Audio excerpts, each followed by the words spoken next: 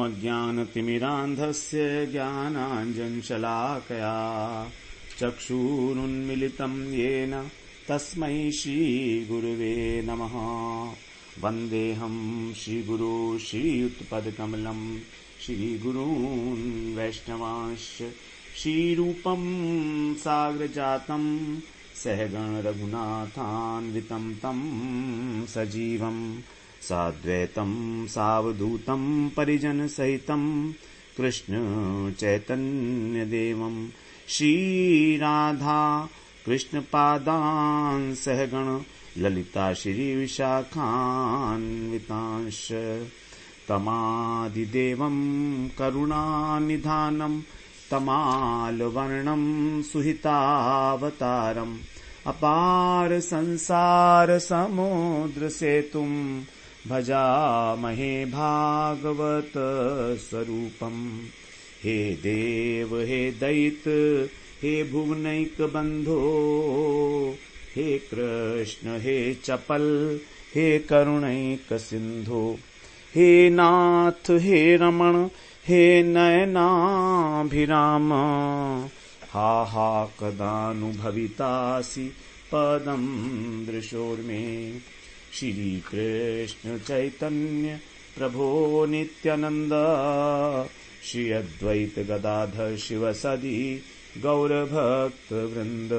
हरे कृष्णा कृष्णा कृष्णा हरे हरे, हरे राम राम राम हरे हरे। हरे कृष्णा। सर्वप्रथम मैं अपने गुरुपाद पद ओम विष्णुपाद अष्टोत्तर शत श्री श्रीमद् भक्तिवेदांत माधव गोस्वामी महाराज के चरण कमलों में अनंत कोटि दंडवत प्रणाम ज्ञापन करता हूँ। हम लोग श्रीमद् भागवत पुराण में तृतीय स्कंध में और 7वां अध्याय तक हम लोग श्रवण कराए हैं। हमारा तृतीय स्कंध के अंदर प्रथम प्रकरण चल रहा है, यह है सात्विक सृष्टि प्रकरण। इस एक प्रकरण में 3 उप प्रकरण हैं। विदुर उद्धव संवाद 4 अध्याय में, उसके बाद विदुर और मैत्रेय जी का 5वें, 6वें और 7वें अध्याय में। अब जो 8वां 9वां 2 अध्याय हैं, ये ब्रह्मा जी की उत्पत्ति और ब्रह्मा जी को किस प्रकार भगवान उपदेश देते हैं, इसका वर्णन किया गया है। तो 7वें अध्याय में हम लोगों ने श्रवण किया कि विदुर जी ने मैत्रेय जी से सृष्टि संबंधी अनेक प्रकार के प्रश्न पूछे हैं कि किस क्रम से महत्तत्व इत्यादि की उत्पत्ति होती है, जो अनेक प्रकार के प्राणी हैं, जेरज, स्वेदज, अंडज, उद्भिज कैसे उत्पन्न होते हैं, भगवान ने जो लीलाएं की हैं गुणावतार ब्रह्मा विष्णु महेश के रूप में, उसका भी आप वर्णन कीजिएगा। और जो वेदों का विभाग है, योग का मार्ग, ज्ञान का मार्ग, सांख्य धर्म का मार्ग, ये सब जितनी भी गतियां हैं जीव की अलग अलग कर्म के कारण, गुणों के कारण और वर्ण संकर इत्यादि के विषय में जो भी उनकी गति है वो हमें सब बताइए। इसके अतिरिक्त धर्म अर्थ काम मोक्ष की प्राप्ति के लिए जो विरोधी साधन है, और वाणिज्य है, दंड नीति इत्यादि, श्राद्ध की विधि, काल चक्र, नक्षत्र और तारों की जो स्थिति है, दान तप और इष्टापूर्ति, इन सब का क्या क्या फल है, प्रवास और आपत्ति के समय में मनुष्य का क्या धर्म है, ये सब आप बताइए। और ये भी बताइए कि भगवान किस प्रकार के आचरण से संतुष्ट होते हैं, किस पर वे अपनी कृपा करते हैं। क्योंकि आप तो दीनवत्सल हैं, और जो दीनवत्सल गुरुजन हैं वो बिना प्रश्न पूछे भी अपने प्रिय शिष्यों को वो बात बता दी जाती है जो वो पूछना चाहते हैं, जो जानना चाहते हैं। तो आप ये सब हमें बताइएगा।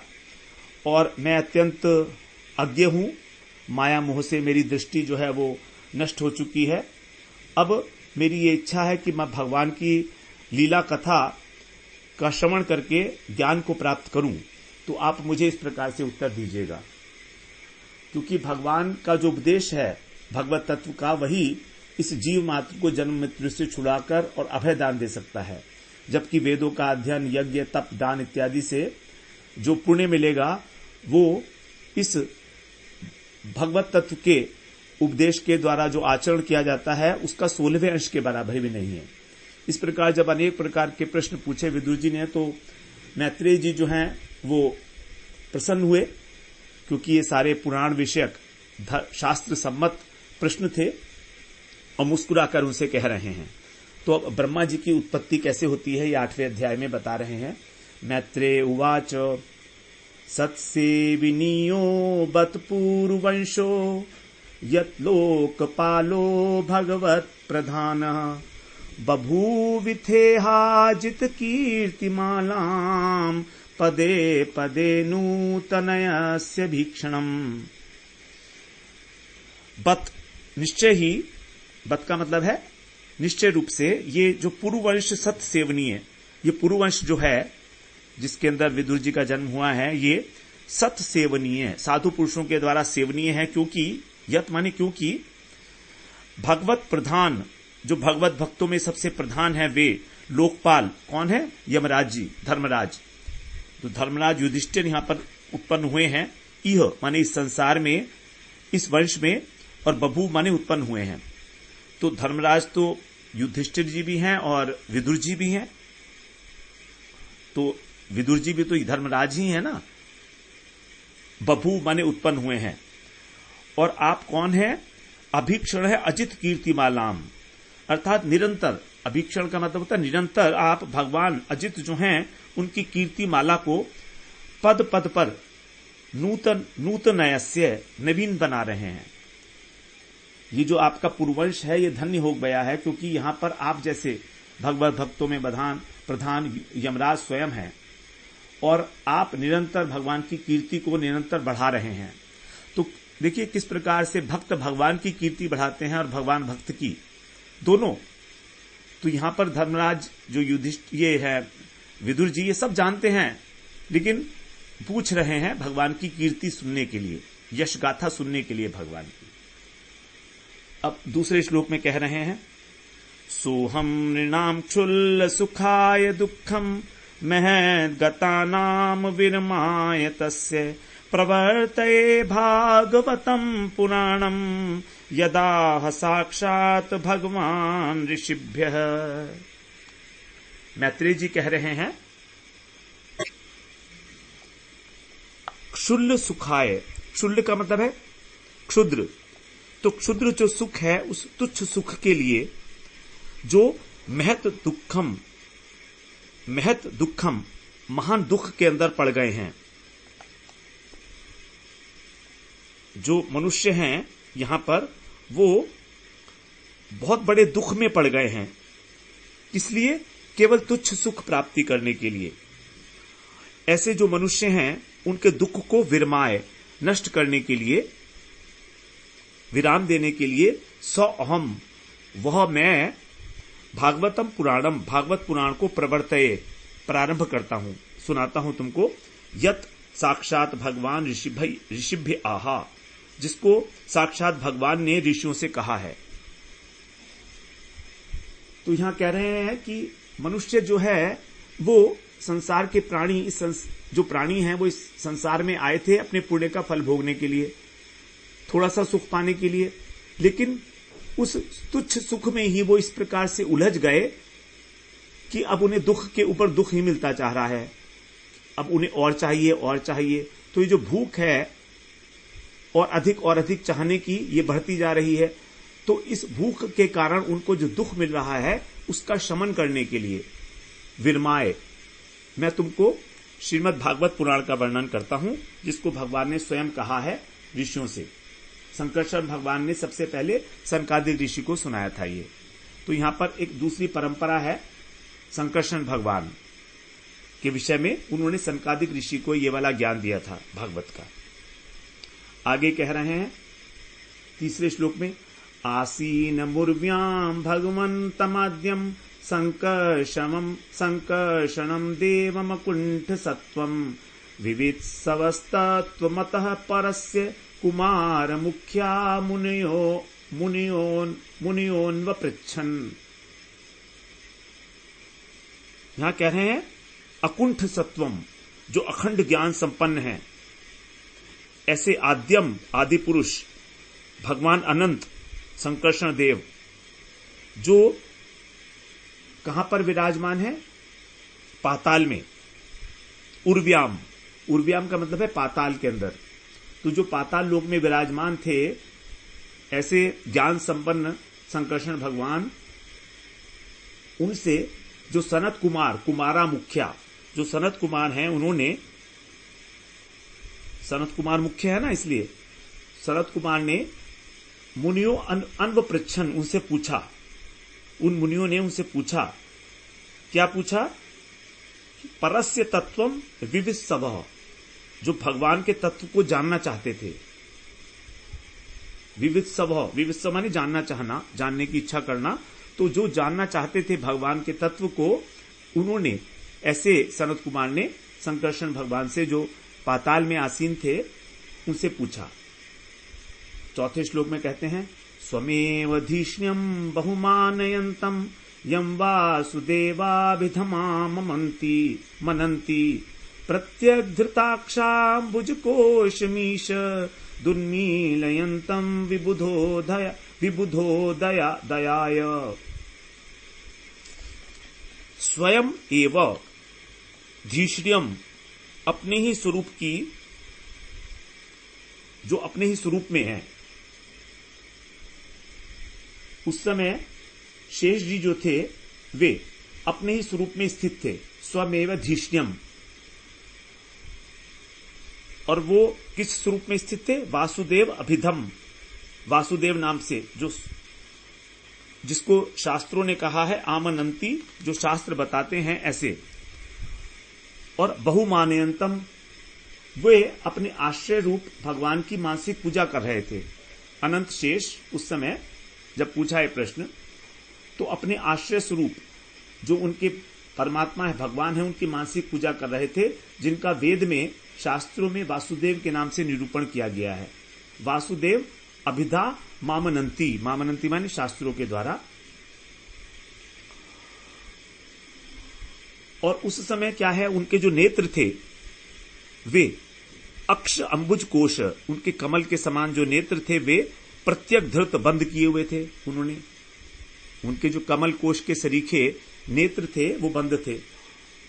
तो अब बहुमानयंतम, बहुत सम्मान करते हुए, पूजा करते हुए, उनको मान देते हुए सनत कुमार जी को विबुध, किसको? देवताओं को, जो विबुध मतलब सनत कुमार जी को उदयाय, प्रसन्न करने के लिए ईशत उन्मीलियंतम, थोड़े से उन्होंने अपने नेत्रों को खोला। तो सनत कुमार ज्ञानी जनों को आनंद देने के लिए उन्होंने और अधखुले नेत्रों से देखा, उनको खोलते हुए देखा, अधखुले नेत्र, जैसे सम्मान देने के लिए। उनको पता लग गया कि सनत कुमार जी आए हैं, वो प्रश्न पूछने वाले हैं, तो उन्होंने अपने नेत्र खोले, अर्धनिमीलित नेत्र। अब 5वें श्लोक में कह रहे हैं, स्वर्धुन्युदाद्रैर स्वजटा कलापये रूप स्पृशन्तश्चरणोपधानम पद्मं यदर्चन्ते हि राजकन्या सप्रेम नाना बलिभिर्वरार्थः। स्वरधुनी, स्वरधुनी है जो, जिसको बोलते हैं स्वर्ग के अंदर जो सरिता है, अर्थात नदी, कौन? गंगा जी, मंदाकिनी। तो मंदाकिनी के उद आद्रई, मंदाकिनी का जो जल था, उद माने जल से जो आद्र हो गई थी, अर्थात गीली थी, ऐसी उनकी स्वजटा कलापई, अपनी जटा मंडल से, चरणोपधानम पद्मम उपस्पृशन्तः, जो चरणोपधानम मतलब चरण जहां पर रखे जाते हैं, अर्थात चौकी जिसके ऊपर चरण रखे जाते हैं, तो उस चौकी के रूप में स्थित जो कमल था, तो उस चौकी को कमल की उपमा दी गई है, उसको स्पर्श करते हुए पूछा। सनत कुमार ऋषियों ने, जिनके जो जटाजूट थी वो मंदाकिनी के जल से भीगी हुई थी, उन्होंने उस जटाजूट से और उनके चरणों की जो चौकी के रूप में स्थित कमल था उसका स्पर्श किया। और अब इनके विषय में बता रहे हैं, अनंत शेष के विषय में, कि जो नाग कुमारियां अभिलषित वर्ग की प्राप्ति के लिए प्रेम पूर्वक अनेकों उपहार से जिनकी पूजा करती हैं, जिस पादपीठ को जो चरणों का स्थान है उसे अहिराज कन्या, जो नाग कुमारिकाएं हैं, वर आर्था मतलब वरदान पाने की इच्छा से नाना बलिभिड अनेक उपहारों सहित सप्रेम अर्चंती, जिसकी पूजा करती हैं। ये चौकी के विषय में बता रहे हैं कि जहां पर जो है वो शेष नाग जी जिस चौकी के ऊपर अपने चरण रखते थे, उस चरण की पूजा करती हैं नाग कन्याएं कि उनको अभिलिषित वर मिले। अब छठे श्लोक में कह रहे हैं, मुहुर्गृणन्तो वचसानुरागस् खलत् पदेनास्य कृतानि तज्ज्ञा किरीट सहस्रमणि प्रवेक प्रद्योतितोद्दाम फणा सहस्रम।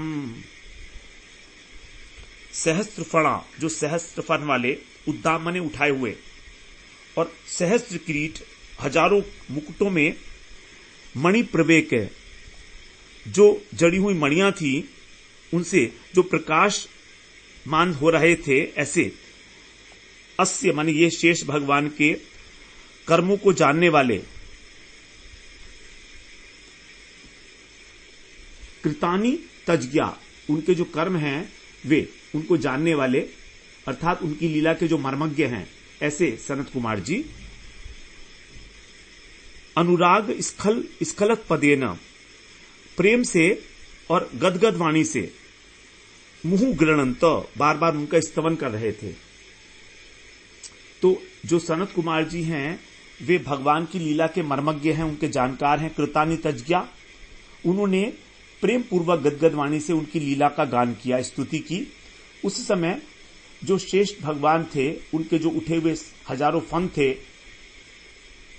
वो मुकुटों के साथ साथ उनके सर पर मुकुट भी था, उसमें मणियां लगी हुई थी, तो मणियों की जो रश्मि थी, किरणें थी, उसे जगमगा रहे थे शेषनाग जी जिस समय सनत कुमार जी वहां पर पहुंचे हैं। अब 7वें श्लोक में कह रहे हैं, प्रोक्तम किलैतद भगवत्तमेन निवृत्ति धर्माभिरताय तेन सनत कुमाराय चाह पृष्टः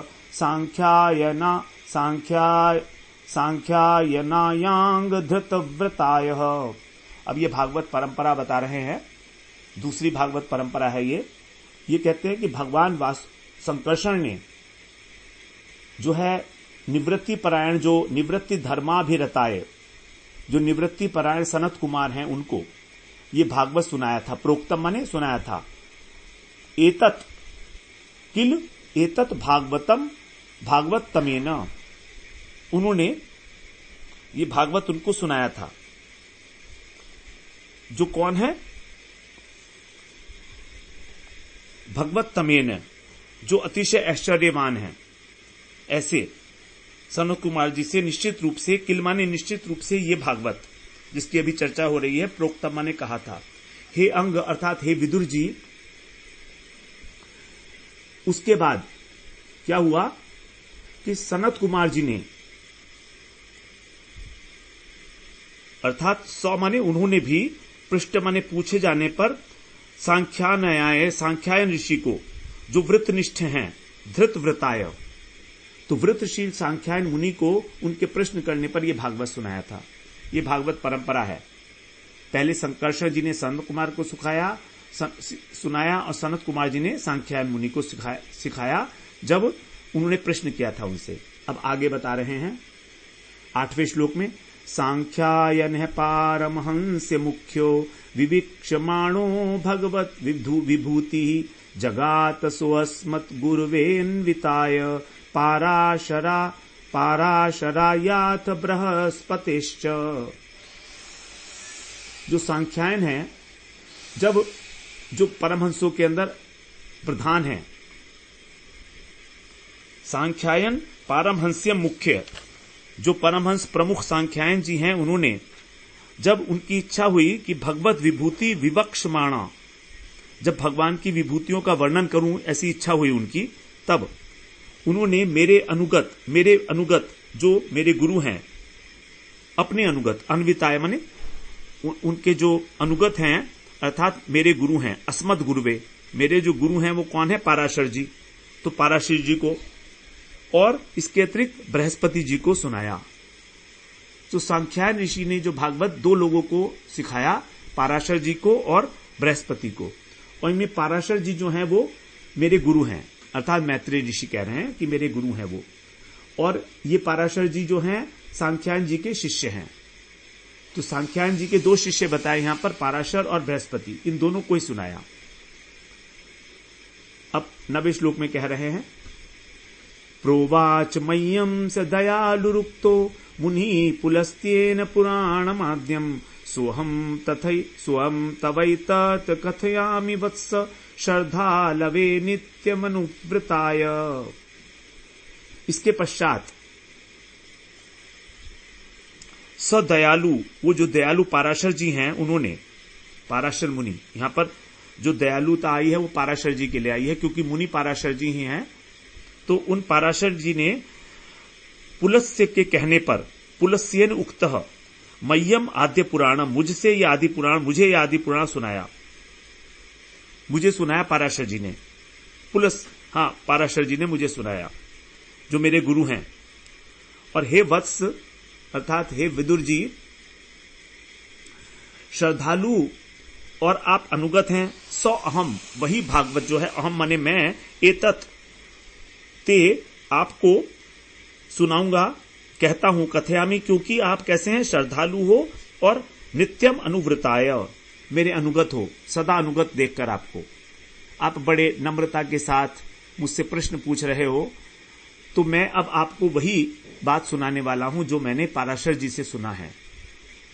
तो पाराशर जी मेरे गुरु हैं, पाराशर जी ने जो अपने गुरु सांख्यायन है उनसे सुना, सांख्यायन जी ने जो है वो सनत कुमार जी से सुना, और सनत कुमार जी ने संकर्षण भगवान से सुना। इस प्रकार ये परंपरा यहां तक पहुंची है, विदुर जी तक। अब आगे कह रहे हैं 10वें श्लोक में, उदाप्लुतम विश्वमिदं तदासीत यन्निद्रया मिलिद्रगण्यमिलयत् अहीन्द्र तल्पे दिशयान एकः कृतक्षणः स्वात्मरतौ निरीह। कह रहे हैं तदा माने उस समय, इदम विश्वम, ये जो विश्व है, उद आप्लुतम, जल में डूबा हुआ था, आसीत माने जल में डूबा हुआ था, जिस समय शेष शैया पर विश्राम करते हुए अहीन्द्र, अहीन्द्र का मतलब है शेष नाग, तो तल्पे माने शैया, तो शेष शैया पर जो विश्राम कर रहे थे, पौड़े हुए थे, विश्राम कर रहे थे, ऐसे अधिशयान लेटे हुए, और एक है माने अकेले, आत्मरतौ आत्मानंद में मग्न, और अनीह माने निरीह माने बिना किसी इच्छा के, कोई स्पृहा नहीं, कोई कामना नहीं, ऐसे अमिलित दृक, जो नित्य जागरूक हैं, जिनकी दृष्टि, ज्ञान दृष्टि खुली हुई है, ऐसी निद्रया न्यमीलयत, उन्होंने योग निद्रा से अपने नेत्र बंद कर लिए। तो सृष्टि से पूर्व की बात है ये, जब ये विश्व जल में डूबा हुआ था और एकमात्र नारायण जो है शेष शैया पर लेटे हुए थे, तो अपनी ज्ञान शक्ति को अक्षुष्ण रखते हुए अमिलित दृक, किसी प्रकार उनकी ज्ञान शक्ति का लोप नहीं हुआ, उन्होंने योग निद्रा का आश्रय लेकर और अपने नेत्र मूंद लिए। तब उस समय वो नारायण सृष्टि कर्म से अवकाश लिए हुए थे और आत्मानंद में निमग्न थे, और उनमें किसी प्रकार की कोई क्रिया नहीं थी। 10वें श्लोक में ये बात बताया, निरीह माने क्रिया, किसी प्रकार की कोई कामना नहीं थी उनकी। 11वें श्लोक में कह रहे हैं, सोअंत शरीरे रपित भूत सूक्ष्म कालात्मिकां शक्ति मुदीरयाण उवास तस्मिन् सलिले पदे स्वे यथा नलो दारुणि रुद्ध वीर्यः। यथा दारुणी अनलह, जैसे लकड़ी के अंदर अग्नि जो है वो रुद्ध वीर्य, अपनी दायिका शक्ति को छिपाए रखती है। वीर्य माने शक्ति, रुद्ध माने छुपाना। तो जैसे लकड़ी के अंदर जो अपनी दायिका शक्ति है वे छिपी होती है, अग्नि जो है वो छिपी होती है, उसी प्रकार भगवान ने क्या किया, संपूर्ण प्राणियों के जो सूक्ष्म शरीर थे उनको अपने शरीर में लेकर, अर्पित माने लेकर, कालात्मिका काल स्वरूपणी जो शक्ति है उसको उदीर्याण, उस काल शक्ति को जगाकर जगाने के लिए स तस्मिन उन भगवान ने सलीले उस जल में स्वपदे उवास अपने ही धाम में शयन किया। जो नारायण है प्रलय के समय की बात बता रहे हैं, सृष्टि के पूर्व की बात है कि जैसे दाहिका अग्नि अपनी दाहिका शक्ति को छिपा लेती है काष्ठ में, क्योंकि लकड़ी में अग्नि सब जगह पर व्याप्त है लेकिन छिपी हुई है, उसी प्रकार भगवान ने सभी प्राणियों के सूक्ष्म शरीर को अपने अंदर लीन कर लिया और जो उनका आधारभूत जल है, जो उनका अपना धाम है स्वपदे, उसके अंदर उन्होंने शयन किया। लेकिन सृष्टि काल आने के लिए अपनी जो उनकी काल शक्ति थी उसको जागृत रखा, क्योंकि भगवान जो सोते हैं वो उतने ही समय के लिए सोते हैं जितने समय के लिए प्रलय निश्चित है। तो ये जो काल का कितना समय बाद भगवान जागेंगे, ये सब जो है काल शक्ति को पता होता है भगवान की। तो इसलिए काल शक्ति को उन्होंने जगाए रखा, उसको ये आदेश दे दिया कि जब काल हो, सृष्टि का समय हो तो मुझे जगा देना। इस प्रकार से शक्ति उदीरयाण, शक्ति उदीरयाण है, कालात्मिका जो काल रूपी शक्ति है उसको जागृत रखते हुए। आगे कह रहे हैं 12वें श्लोक में, चतुर्युगानाम चह सहस्रमप्सु स्वपन स्वयोदीरितया स्वशक्त्या कालाख्यया सादित कर्म तंत्रो लोकान पीतान ददृशे स्वदेहे। यहां पर ब्रह्मा जी की उत्पत्ति के विषय में जो है आगे कहा जाएगा, इसकी भूमिका बन रही है।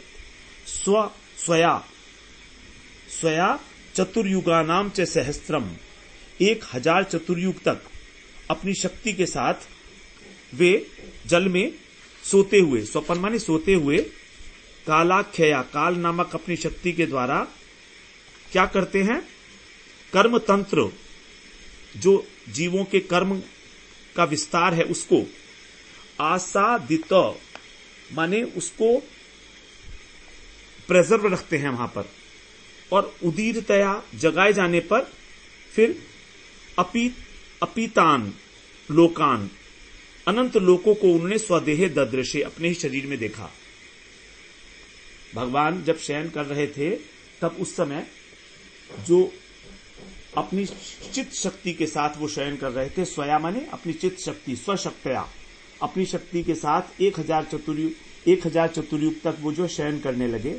उसके बाद उनकी काल शक्ति ने उनको, जो जीव उनके अंदर लीन थे, सो रहे थे, उनकी कर्मों की प्रवृत्ति के लिए कि मतलब अब समय हो गया है इन सब जीवों के बाहर आने का, तो प्रेरित किया उनको। तब उन्होंने अपने शरीर में जो लीन हुए अनेक ब्रह्मांड थे उनको देखा, अनेक लोक थे उनको देखा। ये गर्भोदकशाही विष्णु के विषय में है कि वो किस प्रकार से जब ब्रह्मा जी का एक दिन पूरा हो जाता है तब 1000 चतुर्युग का भगवान ब्रह्मा जी का एक दिन होता है 1000 चतुर्युग का, तो ब्रह्मा जी भी सो जाते हैं उस समय। और फिर इस प्रकार से 100 वर्ष की उनकी आयु होती है ब्रह्मा जी की। तो अब यहां पर जो है वास्तव में ये महाप्रलय की बात कही जा रही है, महाप्रलय की बात है, जिस समय ब्रह्मा जी भी नहीं होते हैं, क्योंकि ब्रह्मा जी भी अपनी 100 वर्ष की आयु होने पर जो है सो जाते हैं। तो 1000 जो चतुर्युग है वो ब्रह्मा जी के एक दिन का परिमाण है। 13वें श्लोक में कहते हैं, तस्याथ सूक्ष्माभिनिविष्ट दृष्टे रंतर्गतोर्थो रजसा तनीयान गुणेन कालानुगतेन विद्ध सुष्यंस्तदाभेद्यत नाभिदेशात। जिस समय भगवान की दृष्टि अपने अंदर, उनके अंदर जो निहित है ऐसे लिंग शरीर अर्थात सूक्ष्म तत्व के ऊपर पड़ी, जब भगवान देखते हैं जागने पर काल शक्ति के द्वारा प्रेरित होकर, तब वो जो सूक्ष्म तत्व था वो रजोगुण से क्षुभित हो गया, उसके अंदर एक्टिविटी आ गई, विक्षुब्ध हो गया और सृष्टि की रचना करने के लिए निमित्त उसने वो नाभि देश से बाहर निकला। तो जो रजोगुण है उसके कारण उसमें क्षोभ पैदा हुआ उस सूक्ष्म शरीर में, जो भगवान के अंदर ही था, अर्थात ब्रह्मा जी। ये ब्रह्मा जी के रूप में ही प्रकट होंगे, क्योंकि महाप्रलय के समय ब्रह्मा जी भी भगवान के अंदर ही लीन हो जाते हैं। तो अब ब्रह्मा जी भी जब लीन हो जाते हैं तो जब महासर्ग का समय होता है, सृष्टि आरंभ करने का समय होता है, तब भगवान जो है अपने अंतर जो सूक्ष्म शरीर है उसको देखते हैं और उस समय तदा माने उस समय काल अनुगते न, जो काल के अनुगत है ऐसा रजोगुण, रजोगुण का मतलब है सृष्टि कर्म, तो रजोगुण के कारण जो है वो सूक्ष्म शरीर और क्षुब्ध हो जाता है, प्रभावित हो जाता है और फिर नाभि देशात, नाभि से वो जो सूक्ष्म शरीर है वो तत्व अभिद्यत माने प्रकट हो जाता है भगवान की नाभि से। अब 14वें श्लोक में कह रहे हैं, सपद्मकोश सहसोदतिष्ठत् कालेन कर्म प्रतिबोधनेन स्वरोचिषा तत्सलिलं विशालं विद्योतयन्नर्क इवात्मयोनिः। यहां कह रहे हैं कि जो कर्म शक्ति को जागृत कराने वाला काल है, कालेन कर्म प्रतिबोधनेन, जो कर्म शक्ति को जगाने वाला काल है वो, इसके द्वारा भगवान विष्णु की नाभि से प्रकट हुआ जो वो पद्म कोश है, सूक्ष्म तत्व। पद्म कोश का मतलब कमल, कमल की जो कणी बीच की होती है ना, कर्णिका, तो उसको बोलते हैं कमल कोश। तो जो सूक्ष्म तत्व है वो कमल कोश के रूप में सहसा अचानक उदतिष्ठत, ऊपर की ओर उठा। और वो कैसा था? स्वरोचिषा, अपने उस तेज से उसने तत्सलिलम, उस जल को, जो अपार जल राशि थी जहां पर वो विश्राम कर रहे थे, विशाल जल राशि, उसको विद्योतयन्नत, उसको अत्यंत उसको दैदीप्यमान कर दिया, उस जल राशि को। तो आत्मयोनि, आत्मयोनि का मतलब है अपने समान, सूर्य के समान। अर्क माने सूर्य। तो जैसे सूर्य जो है वो अपने तेज से जल को जो है दैदीप्यमान कर देता है, उसी प्रकार जब वो कमल कोश भगवान की नाभि से ऊपर की ओर उठा तो उसने अपने तेज से उस अपार जल राशि को दैदीप्यमान कर दिया, चमका दिया, प्रकाश हो गया सब जगह। अब आगे कह रहे हैं 15वें श्लोक में, तल्लोक पद्मं स उवेव विष्णु प्राविविशत् सर्वगुणावभासम् तस्मिन् स्वयं वेदमयो विधाता स्वयं भुवयं सस्म वदन्ति सोभूत। वो जो संपूर्ण गुणों को प्रकाशित करने वाला जो कमल था, सर्वलोकमय, वो कमल कैसा था? सर्वलोकमय, ऐसा जो कमल, लोकम लोक पद्मम, तो लोकमय अर्थात उस कमल की जो नाल है उसी के अंदर तो सारे लोक स्थित है ना, तो इसलिए कहा उसको लोकमय कमल, जो सर्वगुण और अवभासम, सभी गुणों को प्रकाशित करने वाला था, वह उन्हीं भगवान के और भावी विषयत मतलब अंतर्यामी भगवान जो हैं उनके। तो विष्णु भगवान उसमें ही अंतर्यामी रूप में प्रविष्ट हो गए उस कमल में। तल्लोक पद्मम स उ एव विष्णु प्राविविशत सर्वगुणावभासम, गुणों को प्रकाशित करने वाले उस कमल पद्म के अंदर जो है, जो सर्वलोकमय था, भगवान विष्णु अंतर्यामी रूप से प्रकाशित हो गए। तस्मिन् स्वयं वेदमयो विधाता स्वयं भुवम यम स्म वदन्ति सोभूत, और उससे स्वयं वेदों को जानने वाले, स्वयं वेदमयो, विधाता माने ब्रह्मा जी, स्वयंभू माने अपने आप से, वेद मूर्ति, वदंती प्रकट हो गए, जिनको लोग स्वयंभू कहते हैं, वदंती माने कहते हैं, वो प्रकट हो गए। सो अभूत, अभूत माने प्रकट होना। तो बिना किसी दीक्षा के, बिना किसी पढ़ाई लिखाई के ही सभी वेदों को जानने वाले विधाता, वेदमयो विधाता, ऐसे ब्रह्मा जी प्रकट हो गए, वेद मूर्ति जिनको स्वयंभू कहा जाता है, क्योंकि वो स्वयं प्रकट हुए हैं इसलिए। तो वो वेदमय विधाता है, विधाता का मतलब सृष्टि करता है, वो उसमें से कमल के ऊपर अपने आप प्रकट हुए। अब 16वें श्लोक में कह रहे हैं, तस्याम च चाम्भोरुह कर्णिकाया मवस्थितो लोकम पश्यमानः परिक्रमन् व्योम्नि विवर्त नेत्रश् चत्वारि लेभेनुदिशं मुखानि। उन ब्रह्मा जी को कुछ भी दिखाई नहीं दिया। स तस्याम, वो जो ब्रह्मा जी थे उन्होंने कर्णिकाया, अम्बोरुह माने कमल की जो कर्णिका पर बैठे हुए थे, अवस्थित थे, लोकम अपश्यमान है, लोकों को देखा नहीं किसी को भी, विवृत नेत्र, इसलिए उन्होंने अपनी आंखें फैला दी, और व्योमनी, आकाश में चत्वारी दिशम, चारों दिशाओं में परिक्रमा ने घुमाते हुए आंखों को, अनुदिशम, प्रत्येक दिशा में, तो जब आंखें घुमा रहे थे चारों दिशाओं में, तो फिर चत्वारी मुखानी लेभे, 4 मुख उनको प्राप्त हो गए। चत्वारी मुखानी लेभे, उनके 4 मुख हो गए, क्योंकि उन्होंने चारों तरफ जो है अपनी गर्दन घुमाकर देखा, इसलिए। अब 17वें श्लोक में कहते हैं, तस्माद्युगान्त श्वसनाम घूर्ण जलोरमिच्क्रांत सलिलाधिरु सलिलाद विरूणम उपाश्रितः कंजमुद्दोक तत्वम नात्मान मद्धा विददादि देव।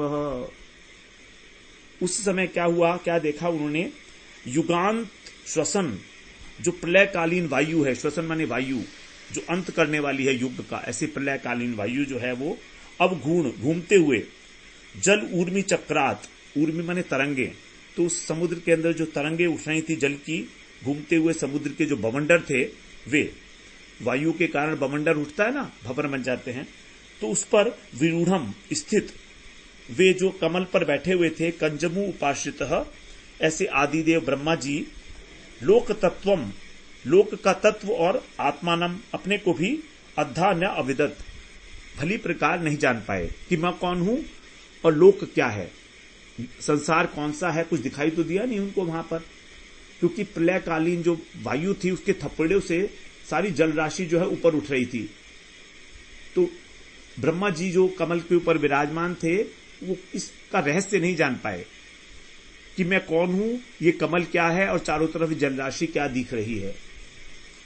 अब 18वें श्लोक में कह रहे हैं, क एष योसा वह मब्ज पृष्ठ एतत् कुतो वाब्ज मनन्य दप्सु अस्ति यदस्तादि किंच दनेतत् दधिष्ठितम यत्र सतानुभाव्यम।